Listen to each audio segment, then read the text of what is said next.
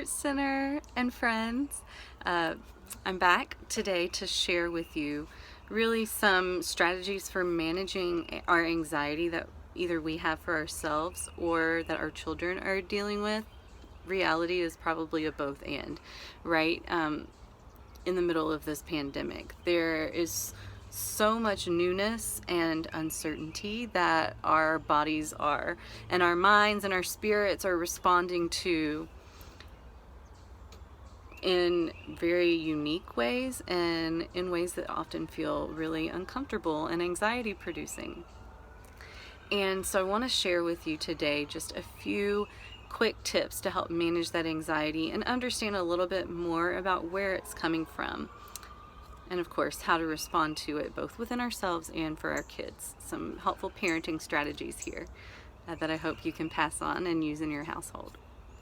So a few things that are coming up really for me is when we feel anxiety, it's kind of this blend, almost the perfect storm of uncertainty and powerlessness. So when we feel like we have no control and there's no time limit to when this is going to end, of course, our systems are trying to do a lot of work for us to understand why it's happening and what to do about it.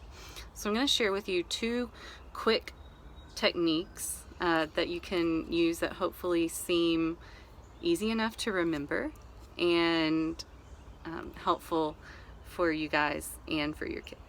So the first is what we call fire hose, and this concept comes from Deborah Farmer. She's also a psychologist, and she has this concept and understanding that too much stress can hijack our way of responding, right? It's like taking a fire hose to the face. Like we just get kind of stunted and we're not sure exactly what to do. So she tells us to ask 4 questions, which is why we say fire hose. So those 4 are the H, O, S, and E. Am I hungry? So we really want to make sure that we are eating and snacking because our food or lack thereof can affect our mood. So maybe at home, making sure that there's kind of a routine for when you have snack, that can also be helpful in kind of managing that the whole pantry of snacks for the week doesn't get taken up in one day, right? But am I hungry? Asking that question. The O is for overstimulated. Am I overstimulated? I think sensory wise, we're kind of everywhere. We're spending a lot of times on our screen. There's a lot of noise around us in background from our kids, am I right? And we really want to make sure that we not only as adults have some space to just decompress and calm down, but it's so crucial for kids to have that too. Even if they're not taking naps, right? Just having a set aside time for rest and having a routine for that as quiet time. Even 30 minutes a day can really go a long way in helping stretch that. So the S in the hose framework here is, do I need sleep?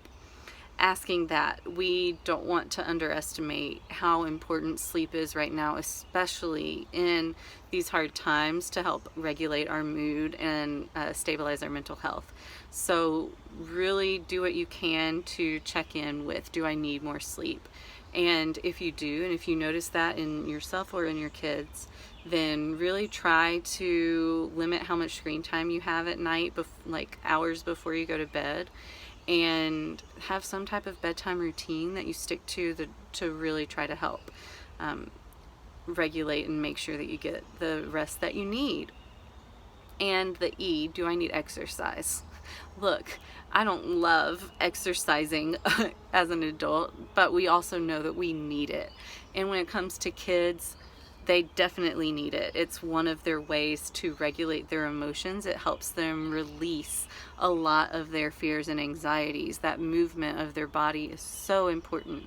So making sure that they have time to get out and play, that it's a playful type of exercise too, because playing is learning, playing is its own therapy. It's a release of emotional tension and emotional stress. So that's the fire hose method, HOSE. Am I hungry? Am I overstimulated? Do I need sleep? Do I need exercise? checking in with those 4 questions can really help turn this fire hose down, right? So I hope that's a quick, easy thing to think about. And then the other one that I want to share is from Jon Kabat-Zinn, and he says to use the STOP method. Stop, the S is for stop, the T is for take a breath, the 3 is for observe, to really stop and notice what it is that you're feeling, not from a place of judgment, but from observation, just collecting the data, and then proceed from there. So stop, take a breath, observe, and then proceed.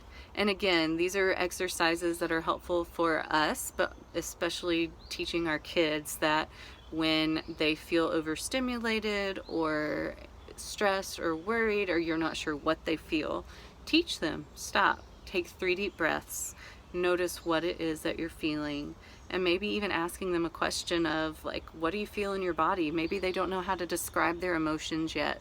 So to say like, my tummy hurts, maybe it doesn't mean that they're sick with an actual tummy ache. Maybe it means that their anxiety has increased and that they're feeling really anxious.